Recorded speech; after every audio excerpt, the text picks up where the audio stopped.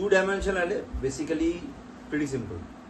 আমি যদি একটা ফ্ল্যাটে থাকি, ফ্ল্যাট মানে আমি কি বুঝিয়েছিলাম, কোনো একটা যে কোনো জায়গা জমি আছে, জমিটার মধ্যে আমি টপে বিল্ডিং তৈরি করছি। মানে আমার একটা একতলা বা দোতলা বাড়ি ছিল, একটাই ফ্যামিলি থাকে, সেটাকে আমি যদি ফ্ল্যাটে কনভার্ট করি, অ্যাপার্টমেন্টে যদি কনভার্ট করি, তাহলে আমার যদি সেটা পরপর ওঠে, আমার প্রত্যেকটা ফ্ল্যাটে আলাদা আলাদা ফ্যামিলি থাকতে পারে। তাহলে আমি একটাই জমি, একটাই লোকেশন, মাল্টিপল টাইপের আলাদা ফ্যামিলিকে রাখতে পারি। গ্রাউন্ডটাই কি বলি আমরা, গ্রাউন্ড ফ্লোর। পরেরটা কি বলি আমরা, ফার্স্ট ফ্লোর। সেরকমই অ্যারেতে শুরু হয় কি 0 থেকে, পরেরটা কি চলে 1 2 3 4। এভাবে আমি যদি বলি যে আমার একটা 4 তলা ফ্ল্যাট আছে, তাহলে থার্ড ফ্লোর অব্দি হবে, অ্যারেতেও তাই 0 to 3। এবার সিঙ্গেল ডাইমেনশনাল অ্যারের জায়গায় আমি যদি ডাবল ডাইমেনশনাল অ্যারে করি, ডাবল ডাইমেনশনাল অ্যারের কনসেপ্ট হচ্ছে আমার আলটিমেটলি এই ফ্ল্যাটটা যেটা এরকম ভাবে উঠেছিল কলাম আকারে, এবার এই রো অনুযায়ী যাবে, কলাম আর রো দুটোই হবে। তাহলে রুম নাম্বার শুরু হবে 0 0। যদি আমি এই বেসটায় যাই তাহলে 0 1 0 2 0 3 0 4 এভাবে যাবে। যদি ওপরটায় যাই সেই সেম ভাবেই ব্যাপারটা উঠছে, ঠিক আছে, হাইট উইথ নিয়ে উঠছে জায়গাটা, রাইট। তো এবার এই হাইট উইথ এখানে এরকম কনসেপ্টটা হয় না, তাহলে আমার একটা নেস্টেড লুপ নিতে হবে। আমি কি করলাম, এই দেখ ARR নামে আমি একটা ভেরিয়েবল নিলাম, যেটা একটা ডাবল ডাইমেনশন অ্যারেতে ডিস্ট্রিবিউট করলাম। বলে দিয়েছি 3 3 3 3 মানে কি ভাই, 3 ভাগে ভাগ হবে, মানে 0 থেকে 2, 0 1 2 0 1 2, মোট কটা ভ্যালু নেওয়ার কথা 6টা, ঠিক, অসুবিধা? আচ্ছা, এবার আমি একটা নেস্টেড লুপ চালাবো। যেহেতু আমার নর্মাল অ্যারেতে আমি যদি ভ্যালু অ্যাকসেপ্ট করতাম, আমি আগের দিনের ক্লাসে কি বলেছিলাম, একটা আমি ফর লুপ নেব যেটার মধ্যে দিয়ে আমি অ্যারেটাকে বেসিক্যালি অ্যাসাইন করব। তাহলে অ্যারে আমি বলতে পারি AI, সেটা দিয়ে আমি ভ্যালুটাকে নেব। তো অ্যাজিউম করা যাক ফর লুপটা হচ্ছে i = 0 দিয়ে শুরু হবে।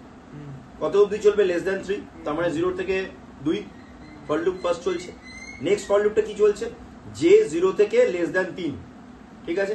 সেটার মধ্যে আমি এবার বলছি এন্টার ওই i আর j যেটা আছে সেই ভ্যালুটা নাও। তাহলে আমি এখানে ঢুকিয়ে দিলাম i আর j। তাহলে স্ক্যানএফ যখন %d, নক খাওয়া বন্ধ করে, স্ক্যানএফ যখন %d, অ্যারের মধ্যে আমি তার মানে কি নিচ্ছি, i আর j দুটো, রাইট।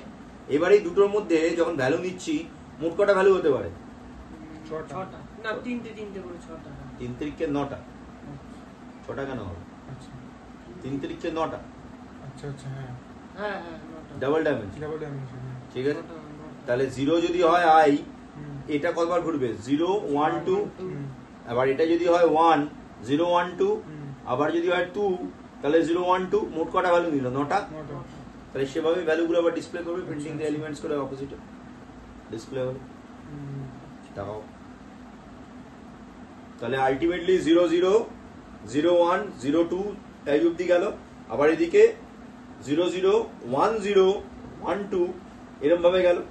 আবার যদি আমি তলায় আরো যাই, মানে তো আমার আলটিমেটলি 0 1 0 2, তারপরে এবারে 1 1 1 2 এভাবে আমার যাবে, যেমনভাবে ঘরটা সাজানো আছে, ঠিক আছে। যদি ছকভাবে বোঝাতাম আমরা, ঠিক আছে, এটা যদি আমি বোর্ডে এঁকে বোঝাতাম তাহলে ওইভাবেই যেত। তো আমার যদি রো আর কলাম ইকুয়াল হয়, তখন সেটা প্র্যাকটিক্যালি ম্যাট্রিক্সে কনভার্ট হয়, রাইট। রো কলাম যদি ইকুয়াল হলো, তাহলে আমার ম্যাট্রিক্সে কনভার্ট হবে, সেটা আমরা এবার করব। ম্যাট্রিক্স মানেই তাই, সেটাই যেভাবে আমি কাজ করব। অন্যভাবেও হয়, বাট এটা যদি বোঝার জন্য আমরা বুঝি, তাহলে যদি এটাকে এক্সিকিউট করি, এবার আমার মোট কটা ভ্যালু নিতে হবে, 9টা, আমরা জানি।